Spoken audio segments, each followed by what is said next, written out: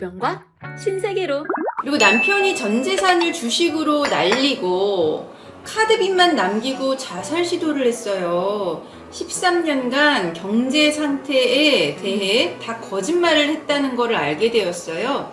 남편은 이혼을 원치 않고 저는 간절히 원합니다. 나눌 재산도 없는데 이런 경우 소송을 해야 하는 건가요? 라고 하셨어요. 어떨까요? 힘드시겠네요.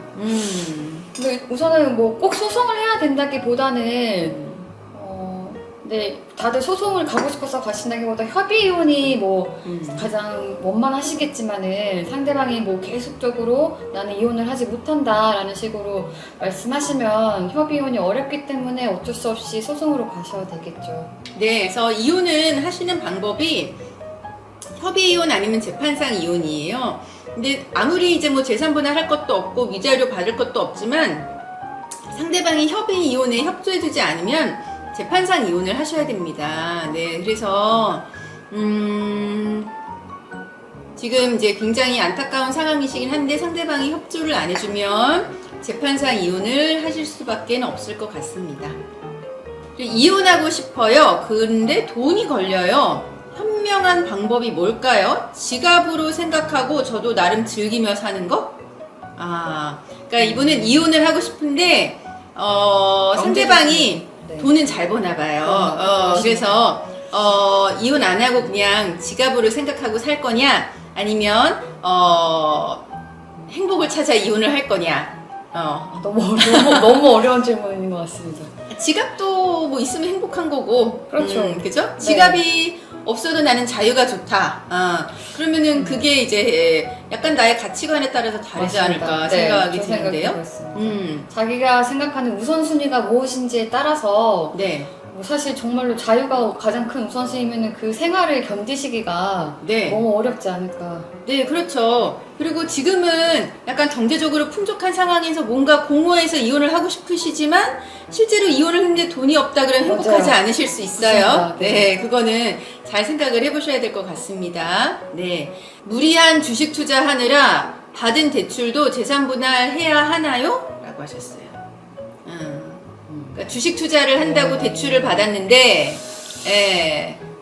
아마 주식 투자해서 대박이 났으면 당연히 포함을 시키고 싶으시겠죠. 근데 주식 투자를 한다고 해서 대박이 난 게 아니라 대출 받긴 했는데 요새 뭐 주식 시장이 안 좋으니까 네. 이제 마이너스가 됐다 이 이야기신 거예요. 그러니까 주식 투자하느라 대출 받은 거 분할 대상으로 삼아야 하느냐.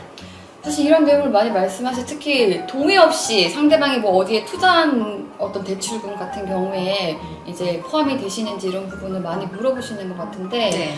이 대출을 받은 시기 뭐 이게 완전 혼인생활 중에 받으셨다면 사실 단순히 무리하게 받았다는 이유만으로 제외하기 어려우신 부분은 있을 것 같습니다. 네. 그래서 이런 경우에는 정말 상대방이 나의 동의를 얻지 않고 이제 대출을 받아가지고 투자에 실패했다 그러면은 이제 그거 자체를 제외하기는 쉽진 않아요. 하지만 포함이 된다고 하더라도 기여도에서 거의 반영을 이제 시켜주고요. 근데 요새 주식 투자를 거의 안 하는 분이 없는데 제가 봤을 때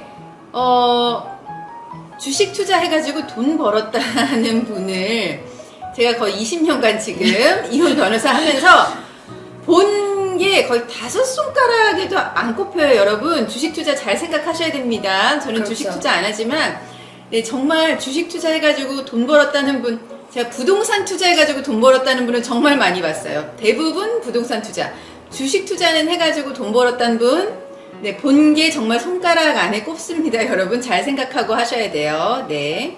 그래서 주식 투자 이거는 이제 기여도에 반영될 수 있다는 거 아시면 되겠고요. 그리고 기억에 남는 제일 충격적인 이혼 사례, 뭐가 있을까요?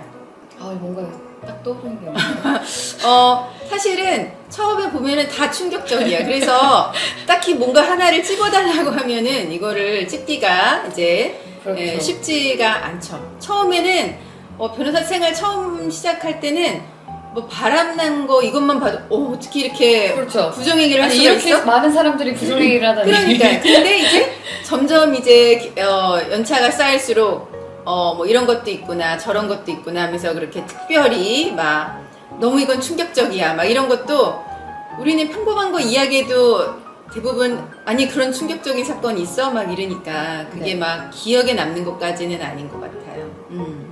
남편이랑 바람난 상간녀가 카톡으로 둘이 관계 영상 찍은 거 캡처해서 보냈어요. 나한테 아이고 세상에 잘했다 와, 돌려줄게 그래요? 라고요. 아 잘 썼다, 잘 썼다. 돌려줄게? 어머 세상에 2년 동안 만나면서 있었던 일 보고 싶거나 듣고 싶으면 말하래요. 상간녀 소송하려고 합니다. 5살 아이 제가 키우고 있고요. 남편은 아버지 집 들어가서 살고 있어요. 상간녀한테 위자료 얼마나 받을 수 있을까요? 남편이랑은 당장 이혼할 거예요. 주소 없이 사서 죄송해요. 마음이 급해서요. 도와주세요. 이거는 약간 상간녀가 의도하고 보낸 것 같아요. 네. 이래도 이혼 안 할 거냐? 이렇게. 그러실 수 있죠. 음. 이럴 때 이제 또 사람마다 다르잖아요, 반응이. 네. 어떤 분은 죽어도 이혼을 하지 못하겠다. 네. 본인들이 원할 때 하고 싶지 않다. 음. 이런 분들도 있으신 것 같고. 근데 막 상간녀가 이제 동영상을 보냈어요. 그래서 동영상도 다 봤습니다. 그러면서 막 상간녀가 도발을 하는 거죠. 잘 썼다. 아, 돌려줄게. 뭐 더 알고 싶으면 연락해라. 막 이렇게 보낸 건데, 네. 네. 위자료 얼마나 나올까요? 근데 또 이혼을 하시면은 뭐 이혼하지 않은 사건보다는 조금 더 많이 나오실 수는 있을 것 같습니다.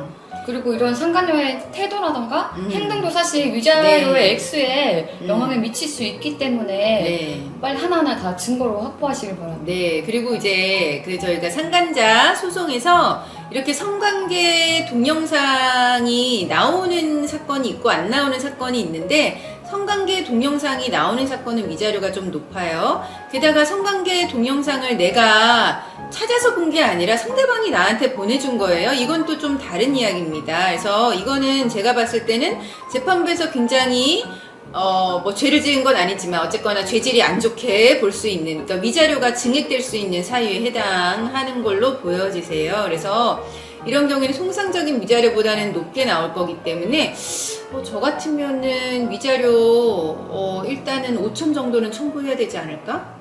보통 우리 상간녀 소송에서 3천 정도 청구하거든요. 네. 근데 전에 이제 뭐 상간녀 소송 뭐 아예 뭐 동거하는 경우 8천 뭐 1억 이렇게도 있지만 아예 막 적나라한 사진 이런 거는 4천 막 이렇게도 나오기도 하니까 좀 높게 청구하시는 게 좋을 것 같아요.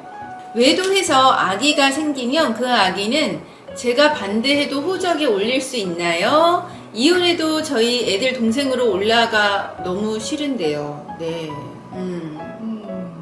네. 그렇죠. 이거는 이제 지금은 이제 호적이라고 하는 건 없어졌고 이제 가족관계 증명서라고 하는 거가 있는데요. 그러니까 네 이거는 네 내가 반대해도 이제 가족관계 증명서에는 이거는 그러니까 나의 가족관계 증명서에는 올라가진 않지만 이제 남편 쪽에는 당연히 올라가서 네 이거는 아이들 쪽에서도 나올 가능성이 높습니다. 이거는 안타깝네요. 네. 남편분이 인지를 하셔야 될 것 같아요. 예, 그쵸. 이제 뭐 아기를 낳으면 인지는 하겠죠. 그리고 할 수밖에 없지 않을까. 네, 네. 성격 차이로 쌍방이 이혼 의사가 동일할 경우 양육권과 재산 분할 법적으로 따지나요? 라고 하셨어요. 성격 차이로 이제 양쪽이 다 이혼을 한다. 양육권과 재산 분할 법리적으로 따지나요? 유책 안 따지고요? 라고 하셨어요. 두 분이 이제 성격 차이로 이혼하시는 거에 대해서 동의하면서 서로 위자료를 굳이 따지시지 않으실 수는 있겠지만 뭐 우선 이거랑 상관없이 양육권이라던가 재산 분할은 이제 아무래도 다툼이 있으실 수밖에 없겠죠. 네, 성격 차이라도 이혼 동의하면 이혼 자체는 문제는 안 되는데요. 그 양육권과 재산 분할은 서로 의견 일치가 안 되면 이거는 다투게 되는 겁니다. 예, 성격 차이라고 해서 다투지 않는 거 이런 거는 없으세요. 이제 그 부분에 대해서도 사실 동의가 되시면 협의 이혼도 사실 충분히 가능하신 거잖아요. 이런 경우는. 예. 네. 근데 아마 합의가 양육권이랑 재산 분할은 잘 안 되시는 것 같네요. 상간녀 회사 찾아가는 것만으로 법적 문제가 될까요? 소송 준비 중인데 소장 받으면 찾아가서 답변서 늦을수록 남편 가족에게 하나씩 터뜨린다 하려는데 문제가 될까요? 네. 회사에 찾아가는 거. 상간녀 회사에 찾아가고 싶어요. 네, 가서 네. 답변서 늦을수록 남편 가족에게 하나씩 터뜨릴 거다. 빨리 답변서 제출해라. 이렇게 이야기를 하고 싶으신가 봐요. 찾아가실 수는 있겠죠. 네. 근데 이제 다만 가서 말하는 내용이 네, 가서 이제 네. 막 문제가 생기면 그게 이제 명예훼손, 업무방해 이런 거가 될 수가 있으세요. 예, 그래서 요거는 어차피 소송을 진행을 하실 거라고 하면 네, 소송적인 방법으로 해결을 하시는 게 좋지 않을까. 소장을 집으로 보내신다던가. 네. 이렇게 하면 뭐 만약 가정이 있으신 분이라면 다른 뭐 보실 수도 있으니까. 근데 이제 이분은 질문하신 게 소장은 회사로 보내고 싶고, 그러니까 회사에도 알리고 싶고, 집에도 알리고 싶은 거예요. 그 여자 쪽 집에도. 둘 다 이제 사실 네. 원하시는 그런 상황이신 것 같은데, 이거는 법적으로는 이제 오히려 내가 형사처벌 될 수 있다는 거는 알고 계셔야 됩니다. 괜히 나는 손해배상 정도 받는 건데, 내가 형사처벌 받아서 전과자 되시면 안 되잖아요. 그죠? 네. 네. 네, 이렇게 이제 질문 답변 드리면서 시간이 됐는데, 신 변호사, 오늘 라이브 어땠나요? 오랜만에 하니까 또 너무 즐겁고 진짜 정말 시간이 빨리 가네요. 너무 막 질문만 보다가 답변했는데 벌써 30분이 다 됐습니다. 네, 네. 오늘 저희 목요일 이제 신세계로 라이브 오늘도 여러분 실시간 질문 답변 잘 해드렸고요. 오늘 날씨 너무 춥습니다. 퇴근길 잘 챙기시고 다음 주에 라이브 때 또 뵙겠습니다. 감사합니다. 감사합니다.